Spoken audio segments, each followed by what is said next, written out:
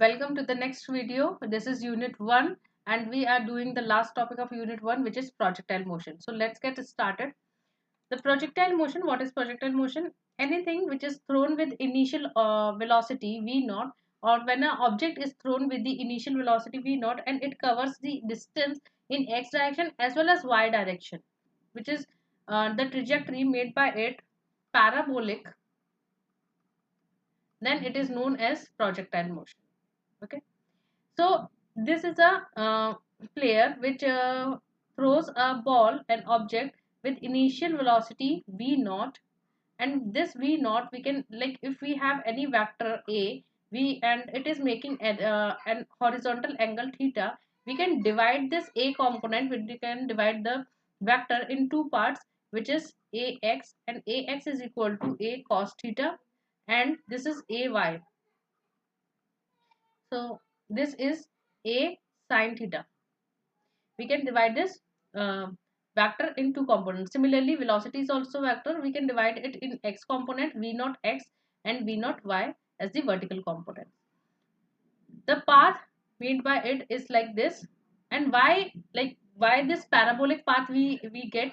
Because there is a constant oscillation acting in y direction, which is equal to minus g.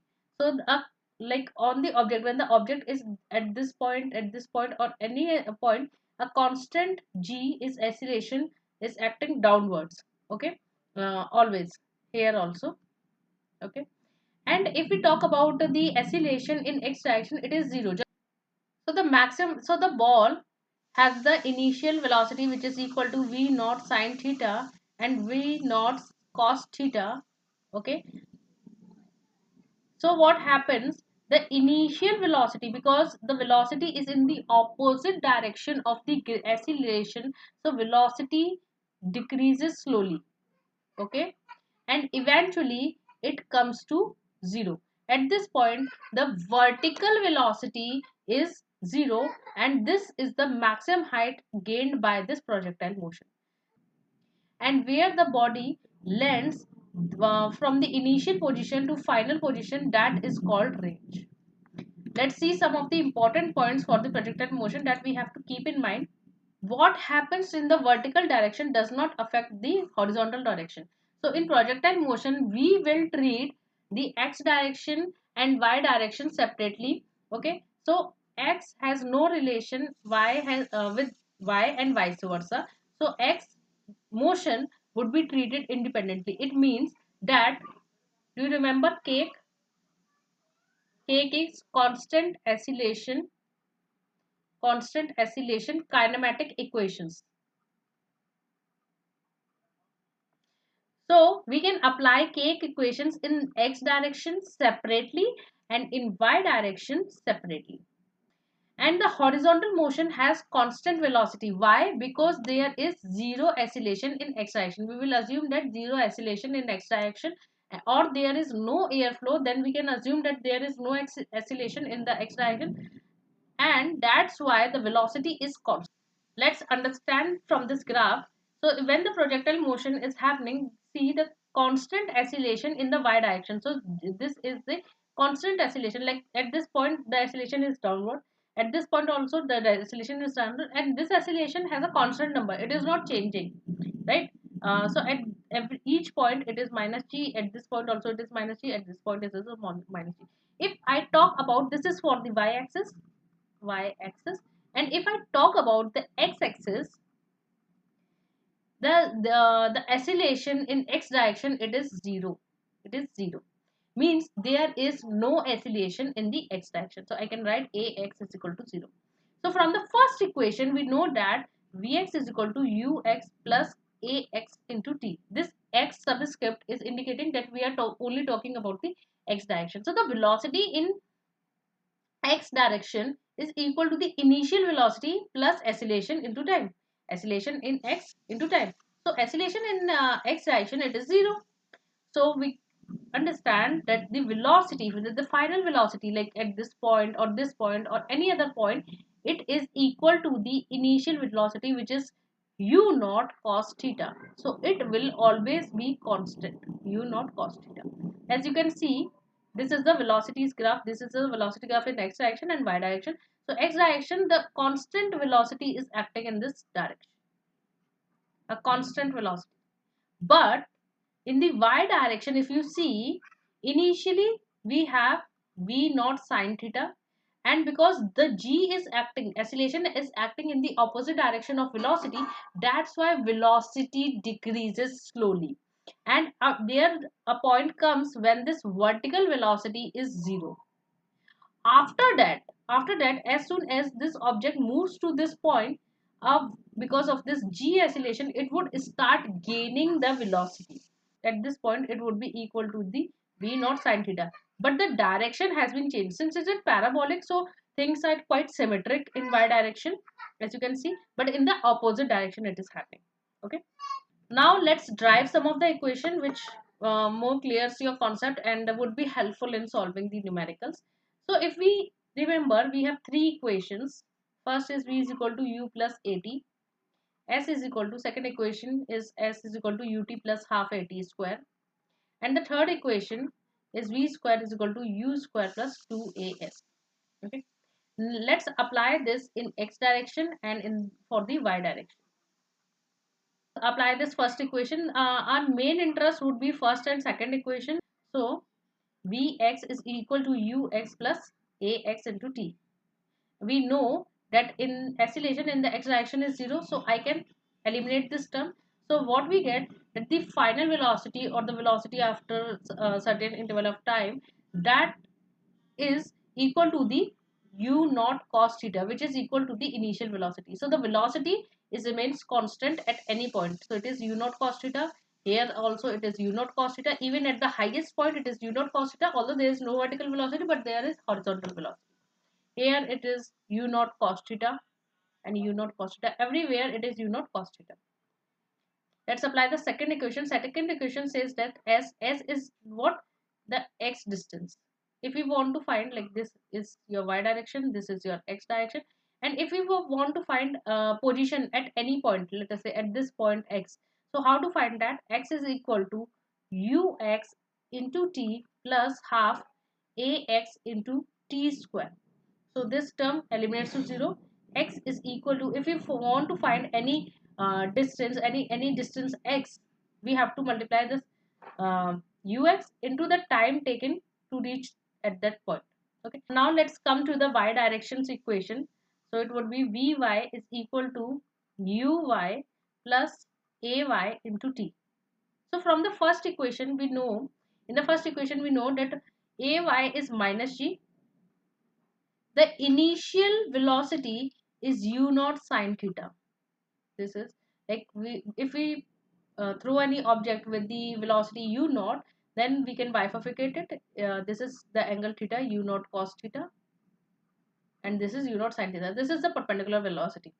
So initial velocity in the y direction is equal to u naught sine theta. Now let's substitute it. Sine theta plus ay into t.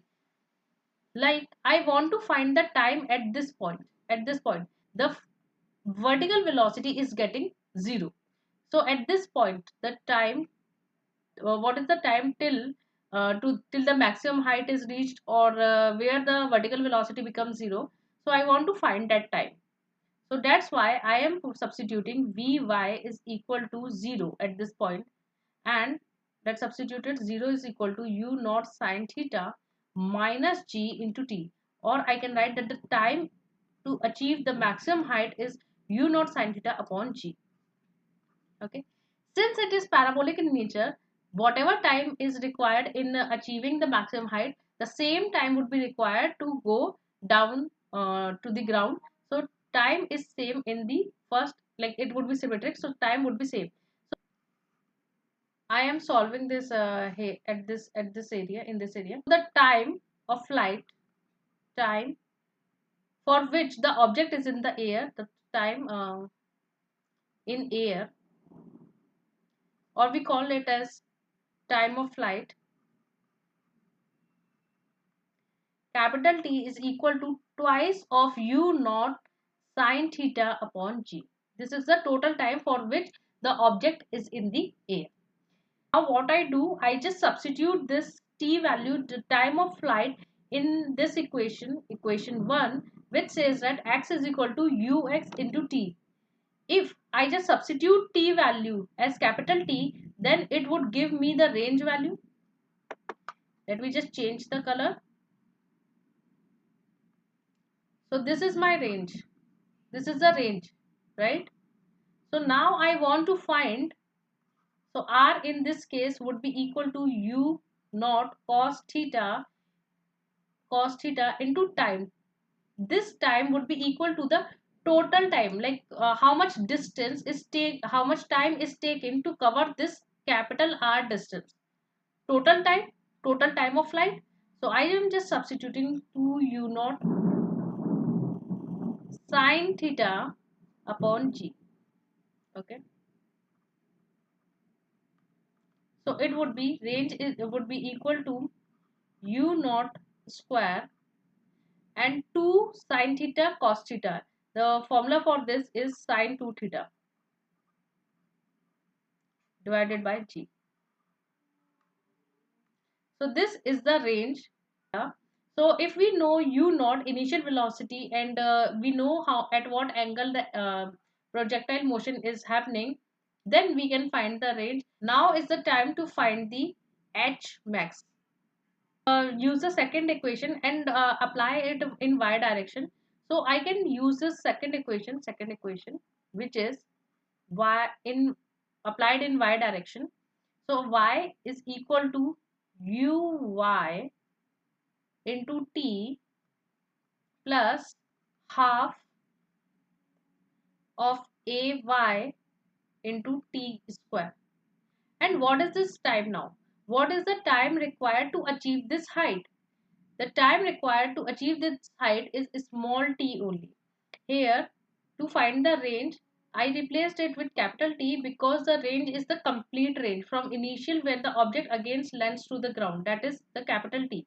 But here I am taking a small t because from reaching from the initial point to this highest point, we require only half of the time of flight.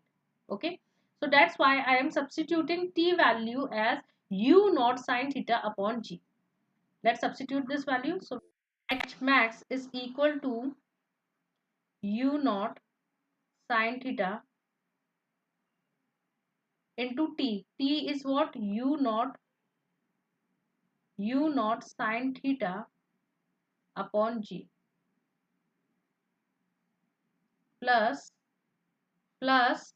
half of the acceleration in y direction is negative G into t square. So it would be u naught square sine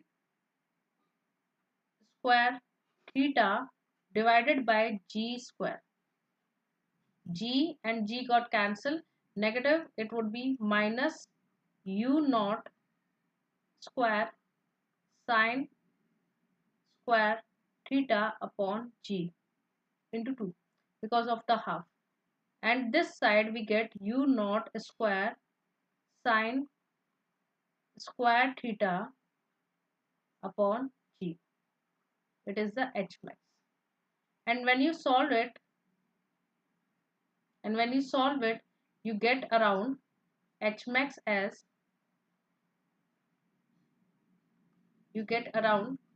u naught square sine square theta divided by 2G. So this is the maximum height.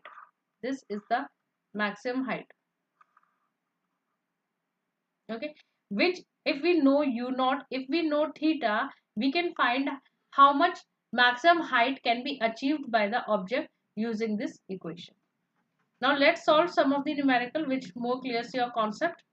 Ball is kicked at an angle with a negligible air resistance, means ax is 0 in this case as seen below. How is the total speed changing at point P? So what is happening as compared to the initial point, if it is projected with velocity v naught, the horizontal velocity is v naught cos theta and the vertical velocity is v naught sin theta. Okay, at point P Is the velocity increasing? Is the velocity decreasing? So at this point, the horizontal velocity means Vx velocity would be the same. It would be u naught cos theta, but this velocity would decrease. This velocity would decrease, obviously, because of the acceleration is acting in opposite direction. So this velocity would be increased. So this would be u naught sine theta minus g into t, right? So the overall velocity would be less than the initial velocity. So v would be less than the v naught. So the velocity would decrease. In this question, Juliana kicked a ball on a level surface at 45 angle and 60 angle at the same total speed. So initial velocity is the same. It is u naught. It is also u naught. Which launch angle causes the ball to travel further horizontally before hitting the ground. So in this question, it is asking about the range, which has maximum range. We know, we have already derived that the range is equal to u naught square sine 2 theta upon g. So we know that u naught is same in both the cases. I can directly write that r is proportional to sine 2 theta. So for this case, for 1 and 2, for range 1, it would be proportional to sine 120 degree, and for the second case, range is equal to range is proportional to sine 90 degree. Okay, so in this case, range is proportional to 1, and we know that the sine value varies from 0 to 1. So this value sine 120, you can find it out as well, but the value of sine 20 would be less than 1 because it is the maximum value, and it would be somewhat less than the 1. So range 1 would be lesser and range 2 would be greater. C is the correct option. Vincent kicked a ball on a level of surface at 45 and 60 degree with the same total speed as shown in the figure. Which launch angle result in the greater maximum height for the ball? In this question, H max is asked. Like how, which scenario, first or second scenario, would achieve the maximum height. So we know from the derivations that H max is equal to u naught square sine square theta upon 2g. So u naught is same in both the cases, u naught and u naught in both the cases. I can write directly that H max is proportional to sine square theta. So for the first case, H max 1 is proportional to sine 60 square, and for the second case, H max 2 is proportional to sine 45 degree square. So sine 60 is root 3 by 2 square. So it would be 3 upon 4. And in the second case, sine 45 is 1 upon root 2. So squaring that would be half, right? So in this case, we know that 3 upon 4 is greater than the half. So it would be greater. In this case, this would achieve more height. 60 degree would achieve more height as compared to the 45 angle. Okay. Now let's solve this free response question from the projectile motion. Two identical spheres are released from the device at time t is equal to 0 from the same height. So the height is same in both the cases as shown in the figure. Sphere A has no initial velocity. So the initial velocity for this case is 0. Whereas sphere B is given a initial horizontal velocity. Initial horizontal velocity ux naught is equal to v naught in this case, and travels the horizontal distance d before reaching the ground. The sphere reaches the ground at tf at the same time. So both the spheres reaches at the ground in the same time tf, even though sphere B has more distance to cover before landing. Air resistance is negligible, means ax acceleration in x direction is 0. The dots represent the sphere A and sphere B. We have to draw the free body diagram showing and labeling the forces no, exerted on sphere at the time t f upon 2. So what are the forces acting on ball A and ball B? The sphere, the force acting on it is the mg force, which is bringing the ball in the downward direction. What are the forces acting on sphere B? Don't get confused. Just separate axis components and y-axis component and treat them differently. So what are the forces acting on the y direction? Obviously the mg. And what are the forces acting in the x direction? So the acceleration is 0 in the x direction, means there is no force acting in x direction. Okay. And this is the free body diagram. Both the forces in sphere A and sphere B, both having only one component, that is in the y direction, that is your mg force acting on both the balls. Okay. The next part of the question: on the axis below, sketch and labels of a graph of a horizontal component of a velocity of sphere A and of sphere B as a function of time. So we have to draw the graph. We have to tell the horizontal component of velocity of sphere A and sphere B as a function of time. So for sphere A, because it is only pure vertical motion, there is like uh, in x direction there is no velocity. So for A, this is the graph. It is 0.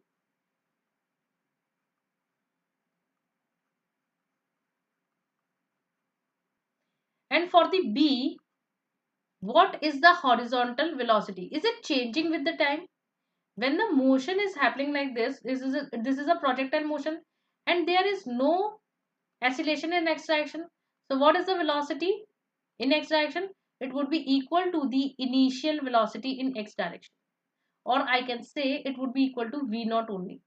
So if I, because the scale where the value is not given, so I can write it as v naught, and this is also constant line because it is not changing with time. Okay, got my point?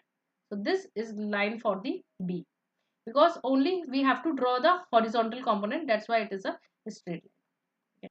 Let's move to the next part. C part. In a clear coherent paragraph length response, explain why the spheres reach the ground at the same time even though they travel different distances. Include your reference to part A and B. For the case A, for the sphere A, this initial y velocity, so this is the h distance covered, and let's see what is the time taken in this case. So we know from the second equation, we know s is equal to u y into t plus half ay into t square. Okay, we try to find the time. So what is the initial velocity? Initial velocity is 0, right? U naught is 0. It was not given any initial velocity, so it is 0. Now this s is what? This vertical distance, because the vertical distance is in this direction, so I can write negative of h is equal to half. So acceleration in y direction, that is negative g into t square.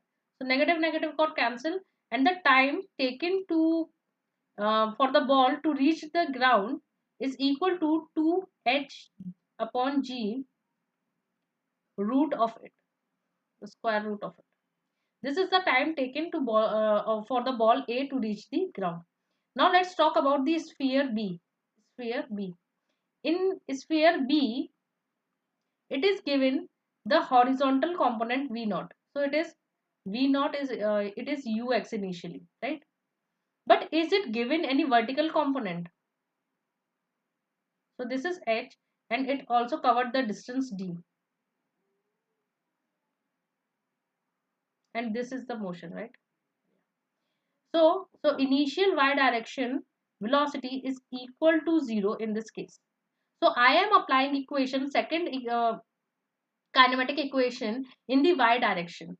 So I can apply s is equal to uy into t plus half ay into t square. So the same equation that we use in the for the sphere A, and since you know y initial velocity is 0, that's why this term would be 0. Again, the s is the vertical height. Okay, so it would be negative h is equal to half of minus g into t square. So same equation is deducted from this.